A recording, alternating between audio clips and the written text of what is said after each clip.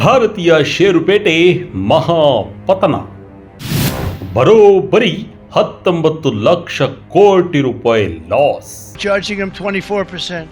India, very tough. Very tough.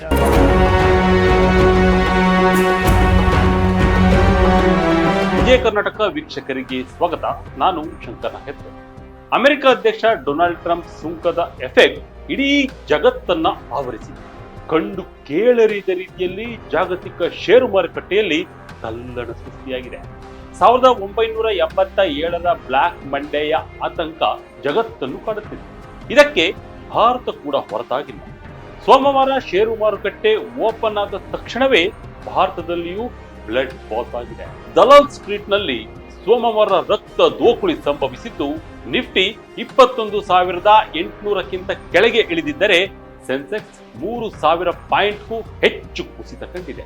ಇದರಿಂದ ಹೂಡಿಕೆದಾರರು ಬರೋಬ್ಬರಿ 19 ಲಕ್ಷ ಕೋಟಿ ರೂಪಾಯಿ ನಷ್ಟ ಅನುಭವಿಸಿದ್ದಾರೆ. ಅಮೆರಿಕದ ಅಧ್ಯಕ್ಷ ಡೊನಾಲ್ಡ್ ಟ್ರಂಪ್ ವಿಧಿಸಿರುವ ಪ್ರತೀಕಾರದ ಸುಂಕಗಳು ಮತ್ತು ಇದಕ್ಕೆ ಪ್ರತಿಯಾಗಿ ಚೀನಾ ವಿಧಿಸಿರುವ ಸುಂಕಗಳಿಗಿಂತ ಮಾರುಕಟ್ಟೆ ಕುಸಿತಕ್ಕೆ ಒಳಗಾಗಿದೆ ಎನ್ನಲಾಗಿದೆ. ಸದ್ಯಕ್ಕೆ ಚೇತರಿಕೆ ಕಾಣುವ ಯಾವುದೇ ಲಕ್ಷಣಗಳು ಕಾಣುತ್ತಿಲ್ಲ.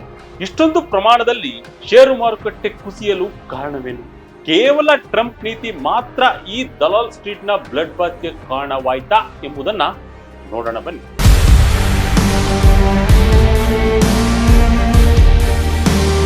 ಹೌದು, ಅಮೆರಿಕವು ಭಾರತದ ಮೇಲೆ 26% ಮತ್ತು ಚೀನಾದ ಮೇಲೆ 54% ಸುಂಕವನ್ನ ವಿಧಿಸಿದೆ. ಇದಕ್ಕೆ ಪ್ರತೀಕಾರವಾಗಿ ಚೀನಾವು ಅಮೆರಿಕದ ಮೇಲೆ 34% ಸುಂಕ ಹಾಕಿದೆ. ಇದರಿಂದ ಜಗತ್ತಿನ ಅತಿ ದೊಡ್ಡ ಆರ್ಥಿಕತೆಯಾದ ಅಮೆರಿಕದಲ್ಲಿ ಆರ್ಥಿಕ ಹಿಂಜರಿತದ ಭೀತಿ ಆವರಿಸಿದ್ದು, ಹೂಡಿಕೆದಾರರ ವಿಶ್ವಾಸವನ್ನ ಕುಗ್ಗಿಸಿದೆ. ಇದರಿಂದ ಸೋಮವಾರ ಒಂದೇ ದಿನದಲ್ಲಿ ಹೂಡಿಕೆದಾರರ ಸಂಪತ್ತು 19.4 ಲಕ್ಷ ಕೋಟಿ ರೂಪಾಯಿ ಕರಗಿ ಹೋಗಿದೆ. ಸೋಮವಾರ ಬೆಳಗ್ಗೆ 9 ಗಂಟೆಗೆ ವಹಿವಾಟು ಆರಂಭವಾದಾಗ ಸೆನ್ಸೆಕ್ಸ್ 3,939 ಪಾಯಿಂಟ್ಸ್ ಕುಸಿದು 71,425ಕ್ಕೆ ತಲುಪಿತ್ತು. ಈ ಅವಧಿಯಲ್ಲಿ ನಿಫ್ಟಿ 1,160 ಪಾಯಿಂಟ್ ಕುಸಿದಿದ್ದು 21,743ಕ್ಕೆ ಮುಟ್ಟಿದೆ. ಜೂನ್ 4, 2024 ಬಳಿಕ ಇದೇ ಮೊದಲ ಬಾರಿಗೆ ದೊಡ್ಡ ಪ್ರಮಾಣದ ಕುಸಿತಕ್ಕೆ ದಲಾಲ್ ಸ್ಟ್ರೀಟ್ ಸಾಕ್ಷಿಯಾಗಿದೆ. ಹೂಡಿಕೆದಾರರಿಗೆ ಅಕ್ಷರಶಃ ಬ್ಲ್ಯಾಕ್ ಮಂಡೇ. ಸ್ಟಾಕ್ ಮಾರ್ಕೆಟ್ನಲ್ಲಿ ಹೂಡಿಕೆಗೆ ಆತಂಕ.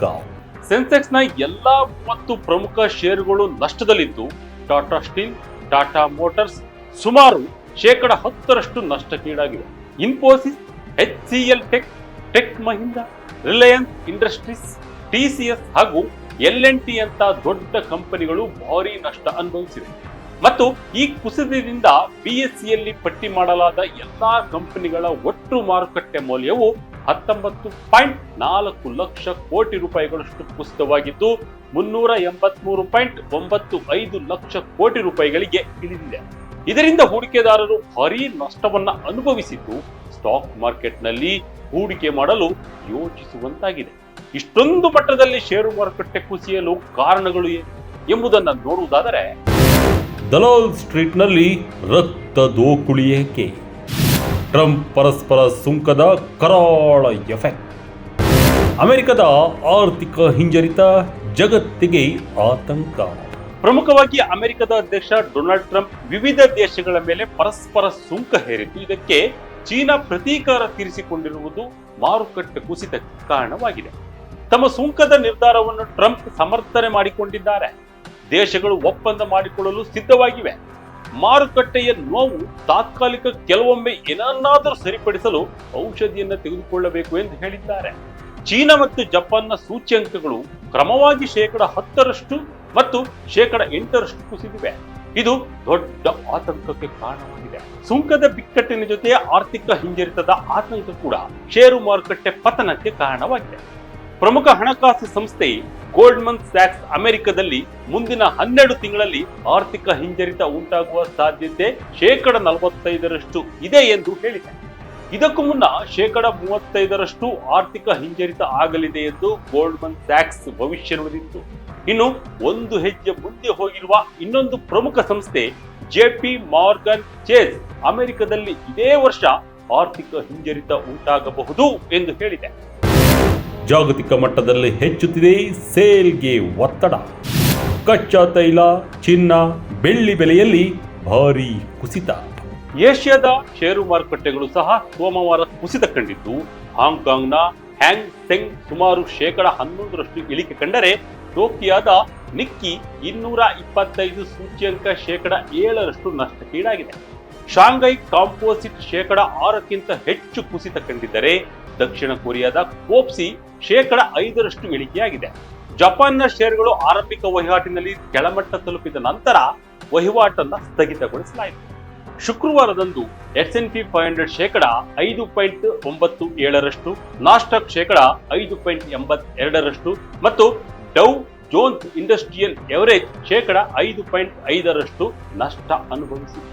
ಇದರಿಂದ ಭಾರತದ ಷೇರು ಮಾರುಕಟ್ಟೆಯಲ್ಲಿ ರಕ್ತದೋಕುಳಿ ನಡೆಯುತ್ತಿದೆ. ಬೇಡಿಕೆ ದುರ್ಬಲಗೊಳ್ಳುವ ಮತ್ತು ಆರ್ಥಿಕ ಹಿಂಜರಿತದ ಭೀತಿ ಹೆಚ್ಚುತ್ತಿರುವ ಹಿನ್ನೆಲೆಯಲ್ಲಿ ಜಾಗತಿಕ ಮಟ್ಟದಲ್ಲಿ ವಿವಿಧ ಸರಕುಗಳ ಬೆಲೆಗಳು ತೀವ್ರ ಕುಸಿತ ಕಂಡಿವೆ. ಬ್ರೆಂಟ್ ಮಾದರಿ ಕಚ್ಚಾ ತೈಲ ದರವು 6.5% ಇಳಿಕೆಯಾಗಿದ್ದರೆ WTI ಕಚ್ಚಾ ತೈಲ ದರ 7.4%, ಚಿನ್ನದ ದರ 2.4% ಮತ್ತು ಬೆಳ್ಳಿ ಬೆಲೆ 7.3% ಕುಸಿದವು.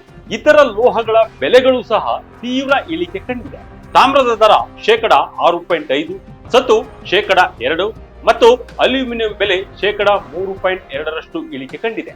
ಹೆಚ್ಚುತ್ತಿರುವ ವ್ಯಾಪಾರ ಉದ್ವಿಗ್ನತೆ ಮತ್ತು ಆರ್ಥಿಕ ಹಿಂಜರಿತದ ಕಳವಳಗಳು ಹೂಡಿಕೆದಾರರ ವಿಶ್ವಾಸವನ್ನ ಕುಗ್ಗಿಸಿವೆ.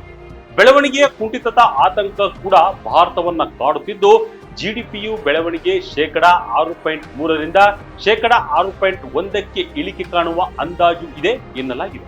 ಇದರಿಂದ ಸೆನ್ಸೆಕ್ಸ್ ಬಹಳ ಕುಸಿತ ಕಂಡಿದೆ ಎನ್ನಲಾಗುತ್ತಿದೆ.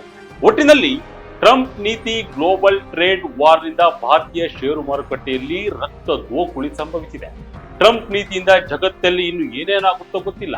ಮುಂದಿನ ದಿನಗಳಲ್ಲಿ ದಲಾಲ್ ಸ್ಟ್ರೀಟ್ ಮತ್ತಷ್ಟು ಕುಸಿತ ಕಾಣುವ ನಿರೀಕ್ಷೆ ಇದ್ದು, ಹೂಡಿಕೆದಾರರ ಮುಖದಲ್ಲಿ ಆತಂಕದ ಛಾಯೆ ಮನೆ ಮಾಡಿದೆ. ಇದಾಗಿತ್ತು ಈ ಕ್ಷಣದ ವಿಜಯ ಕರ್ನಾಟಕದ ಇಂಟ್ರೆಸ್ಟಿಂಗ್ ಸ್ಟೋರಿ. ಇದೇ ರೀತಿಯ ಸ್ಟೋರಿಗಾಗಿ Vijaya Karnataka YouTube channel, Facebook channel follow ಮಾಡ್ತೆ.